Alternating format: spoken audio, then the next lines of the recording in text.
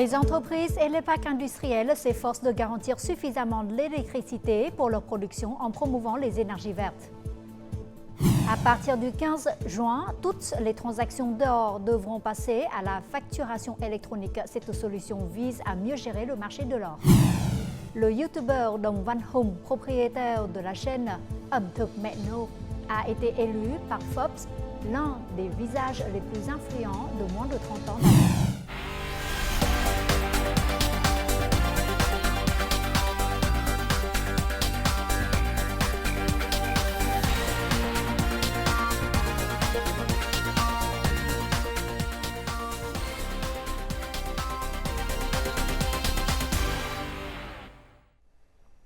Mesdames et messieurs, bonjour. Merci d'être avec nous dans cette nouvelle édition du Journal francophone. Poursuite de la 7e session de l'Assemblée nationale, 15e législature. Ce lundi, l'Assemblée nationale a consacré une journée entière à débattre en séance plénière du projet d'amendement de la loi sur l'assurance sociale. Après plusieurs modifications, le projet de loi comprend désormais 10 chapitres, soit 142 articles.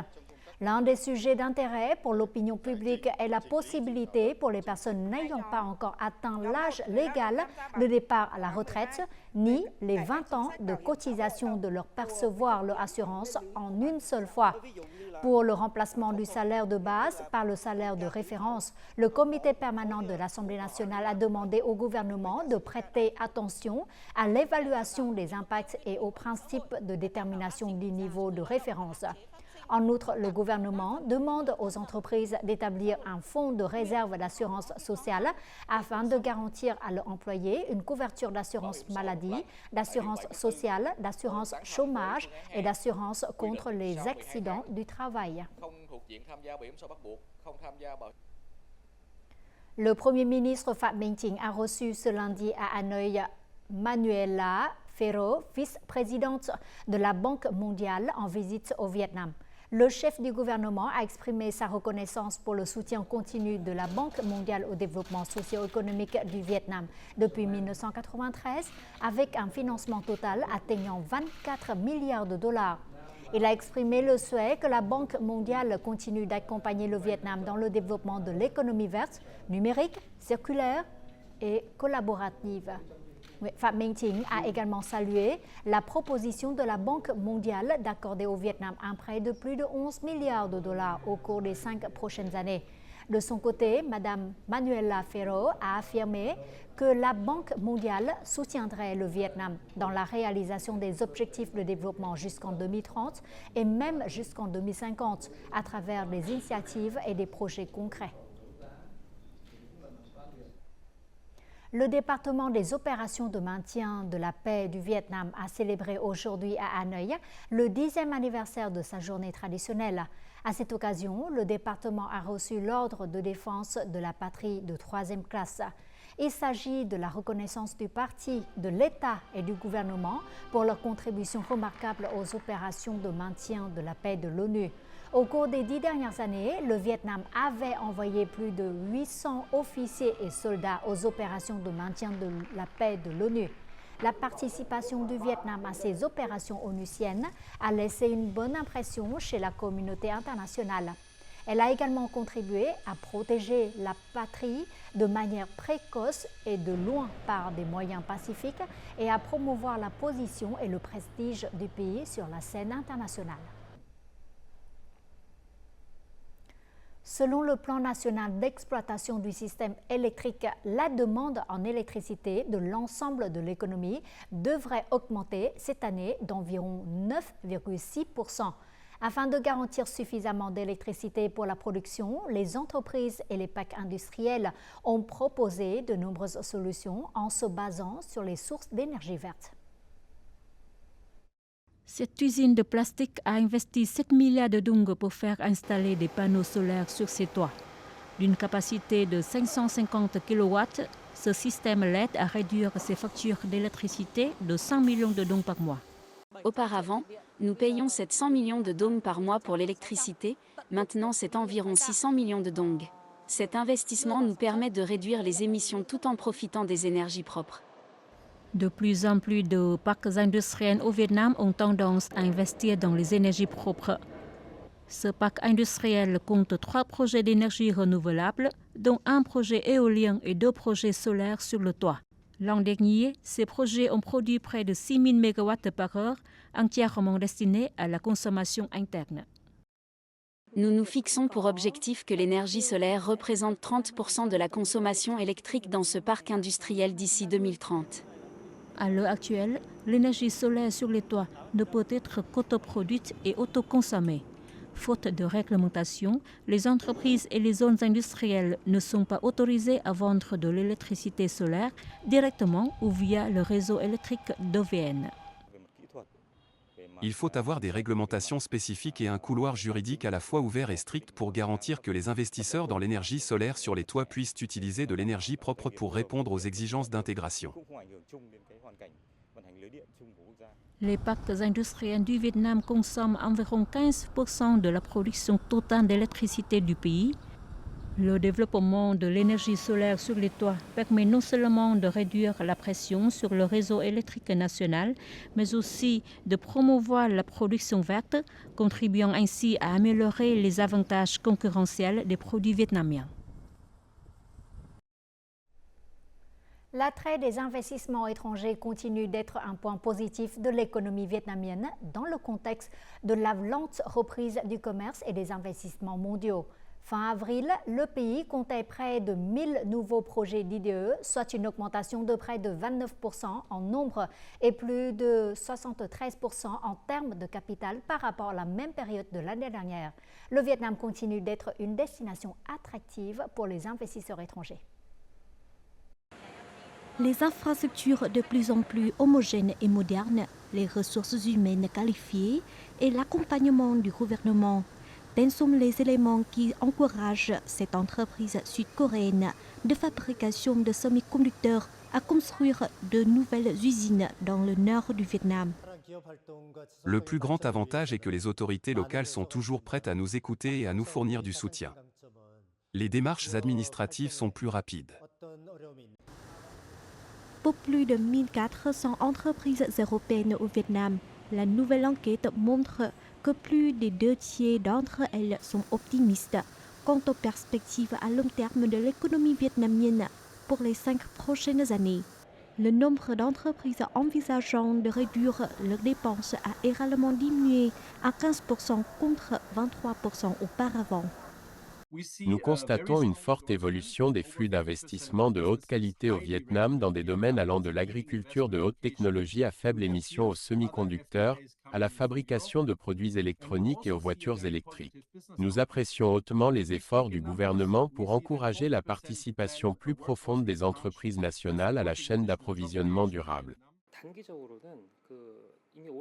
La politique de diplomatie du bambou a créé la confiance des entreprises d'IDE en la stabilité de l'environnement des affaires et des investissements.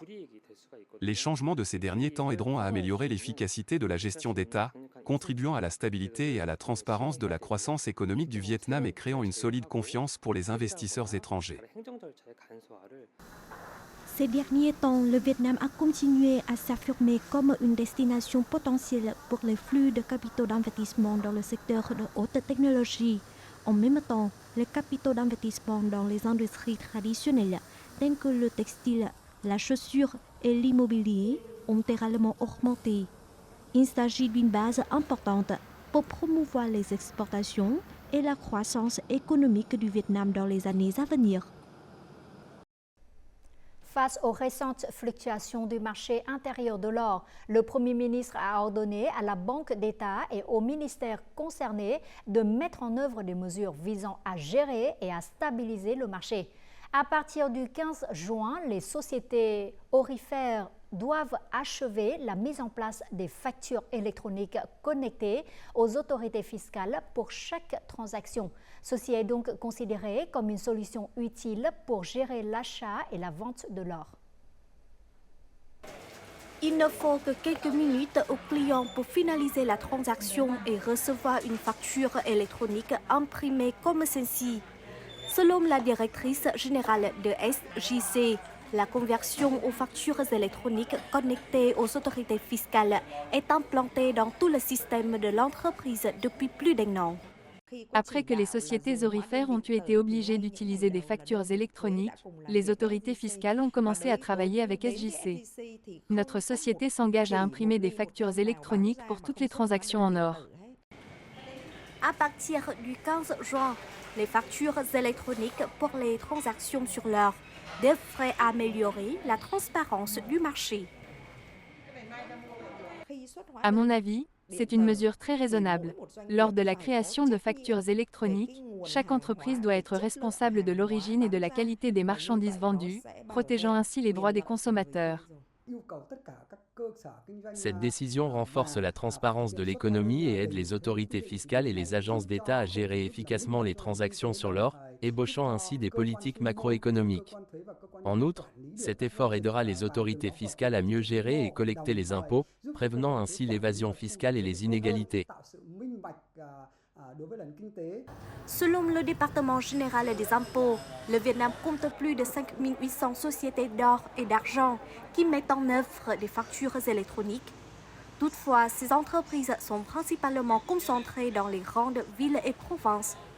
Les experts estiment qu'il faut une feuille de route et un mécanisme réalisable pour accélérer la création de factures électroniques dans les établissements de commerce de l'or, dans les zones reculées et autres localités. La récolte de riz été automne dans le delta du Mekong se heurte à de nombreuses difficultés en raison de la sécheresse et de la salinisation. Il s'agit également de la première année où plusieurs localités de cette région pilotent le projet d'1 million d'hectares de riz de haute qualité et à faible émission. Actuellement, les riziculteurs coopèrent pour créer des graines de riz de qualité et atteindre une exportation durable. Dans le delta du Mekong, les champs liés à la production selon les normes Vietgap et Globogap entre entreprises et agriculteurs n'ont cessé de croître ces dernières années. Ce modèle de liaison montre leur efficacité, qu'il s'agisse d'un achat au prix du marché ou par contrat. Seul le riz ne contenant pas de résidus de pesticides peut entrer en Europe et aux États-Unis. S'il y a des substances interdites, l'envoi sera rejeté. Les entreprises et les agriculteurs se connectent les uns aux autres. Cela aide les agriculteurs à mieux cultiver et à utiliser certains pesticides pour garantir la qualité du riz.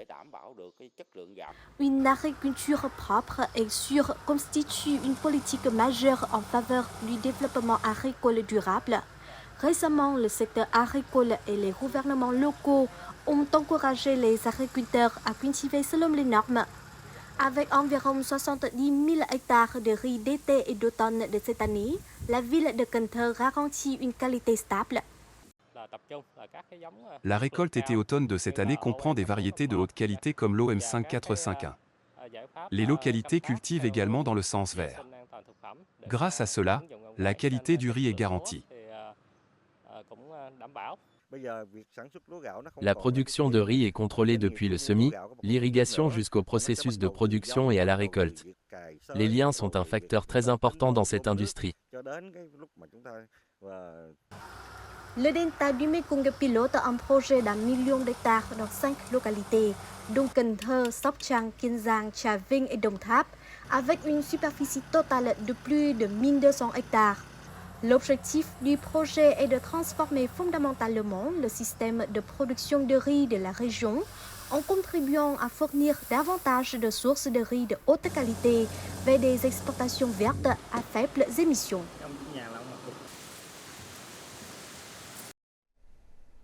Notre journal continue avec les taux de change et l'indice de la bourse du Vietnam.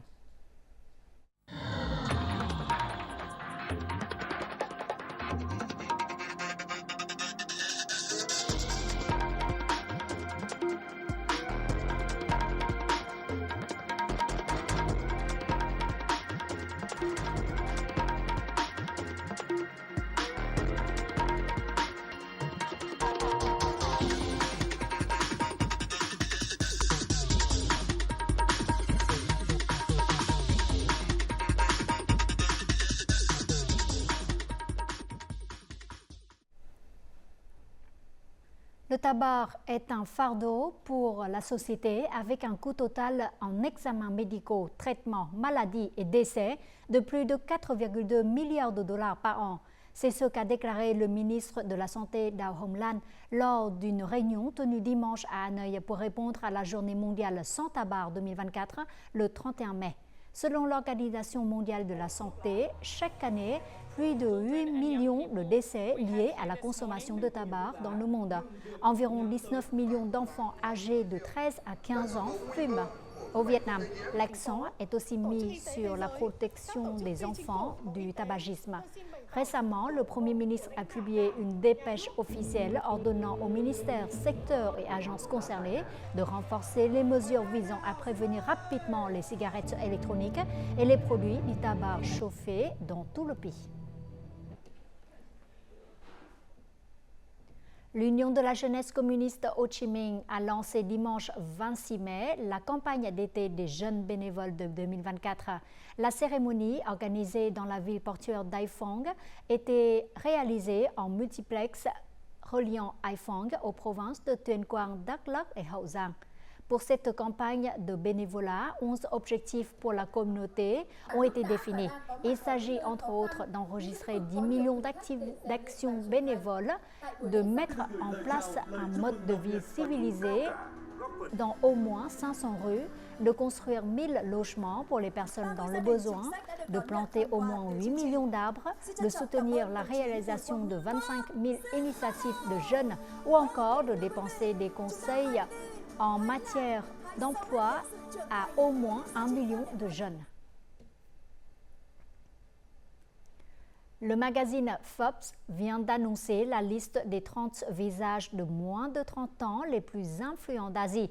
Parmi ces 300 jeunes figure le youtubeur Dong Văn Hùng, 28 ans, propriétaire de la chaîne Ẩm thực mẹ nấu, la cuisine de ma mère, avec des vidéoclips capturant les moments simples de sa mère au quotidien, cuisinant les plats de la traditionnelle.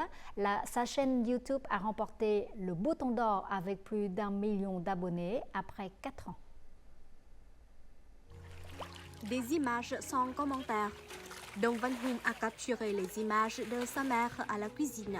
Sur les champs, une vie rurale simple avec des plats rustiques familiers à des millions de Vietnamiens. Ces vidéos postées sur YouTube ont été très appréciées par les internautes. J'ai vu ma mère jardiner dehors. À cette époque, j'avais un appareil photo et je l'ai filmé. Lorsque je les ai édités et publiés sur les réseaux sociaux, j'ai reçu le soutien de tout le monde. Hùng m'a dit que beaucoup de gens aimaient mes images et se sont abonnés. Il m'a dit, maman, continue à faire des plats. Je vais filmer et publier les images sur YouTube. Les vlogs quotidiens de ma chaîne sont principalement filmés chez moi, puis dans les jardins et les champs. Ce que ma chaîne présente, c'est la vie simple à la campagne, le travail quotidien et saisonnier des agriculteurs. Forbes a présenté Dong Văn Hùng comme le youtubeur derrière la chaîne qui compte plus d'1 million d'abonnés et fait découvrir la cuisine rurale vietnamienne à un public mondial.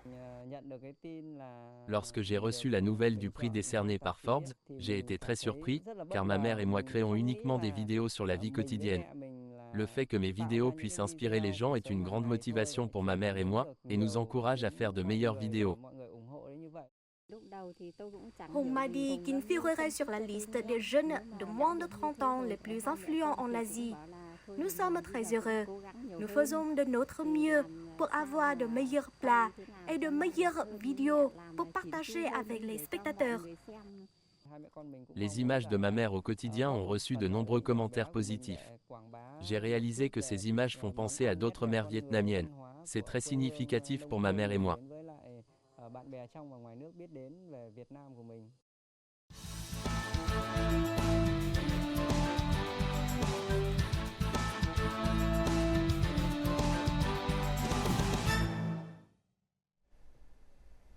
L'industrie sud-coréenne du divertissement est pleine de concurrence et de défis. Mais un Vietnamien de 26 ans est devenu l'idole K-pop la plus titrée du monde. Il s'agit d'Han Bin Ngô Ngọc Hưng.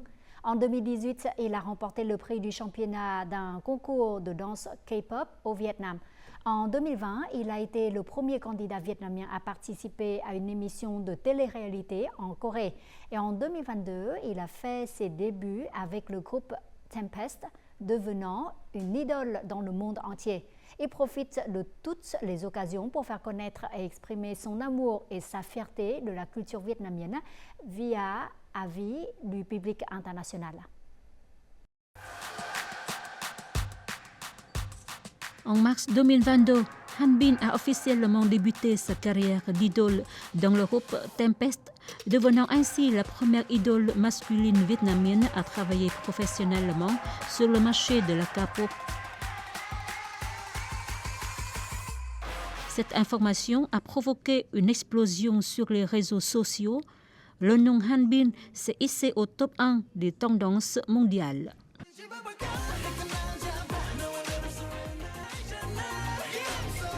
Il est la première idole originaire du Vietnam et je suis très fière qu'il ait fait connaître l'image du Vietnam sur la scène internationale. Han Bin toujours dit que son pays était merveilleux, avec de nombreux plats délicieux. J'ai décidé de voyager seule au Vietnam. Ce que j'apprécie vraiment chez Han Bin est son amour pour la patrie. Il s'oriente toujours vers sa terre natale. 베트남 왔어요. 예, 집에 왔습니다. 야무지게 음식을 준비해 주셨네요. Bien qu'il soit une idole vietnamienne dans un groupe de musique sud-coréen, les vidéos de Han Bin Ngô Ngọc Hưng sur le Vietnam sont toujours très appréciées et reçoivent beaucoup d'interactions sur les réseaux sociaux. Devenir une idole de la K-pop aide non seulement Han Bin à satisfaire sa passion pour l'art, mais ce travail spécial lui donne également l'opportunité de promouvoir la culture vietnamienne auprès des millions de fans à travers le monde. Han Bin est une idole très vivante et il dit toujours très clairement à quel point il aime le Vietnam. Han Bin rend souvent les fans curieux du Vietnam.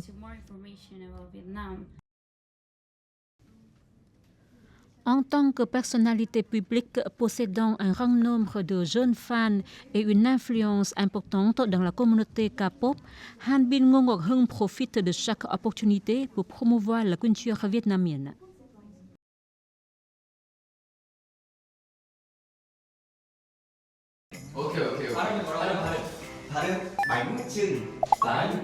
Ngày hôm nay thì mình muốn giới thiệu cho mọi người những món ăn mình thường ăn ở Việt Nam.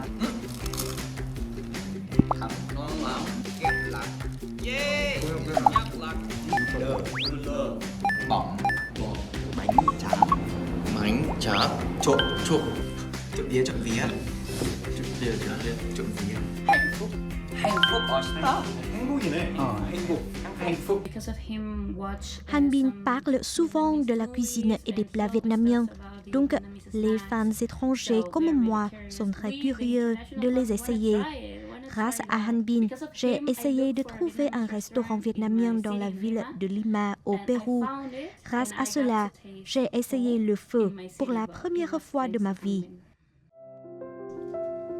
Né et ayant grandi à Yên Bái, à l'âge de 23 ans, le jeune Ngô Ngọc Hưng a décidé de partir seul en République de Corée pour poursuivre son rêve de devenir une idole de la K-pop. Quand j'ai commencé mon parcours en tant que stagiaire, je n'avais rien, je n'avais que l'assiduité et une détermination de poursuivre mon rêve.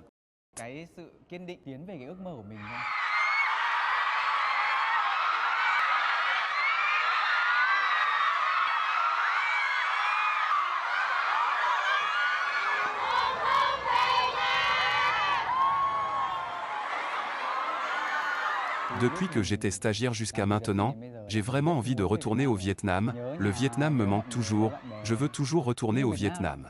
J'aime tellement le Vietnam.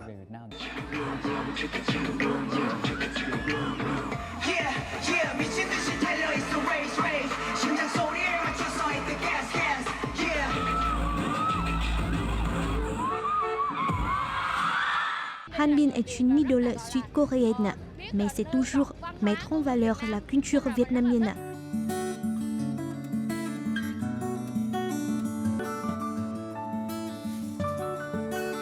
Ainsi, de nombreux jeunes apprennent le coréen en raison de leur amour pour les produits culturels coréens. Désormais, il y a de jeunes étrangers voulant apprendre le vietnamien en raison de leur amour pour les idoles vietnamiennes.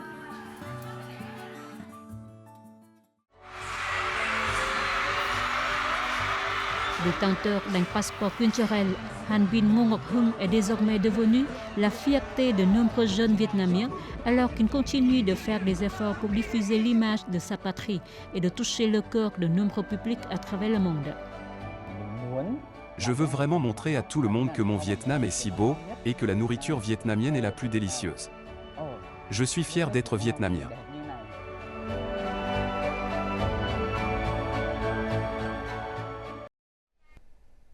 En fin du journal, voyons tout de suite les prévisions météo.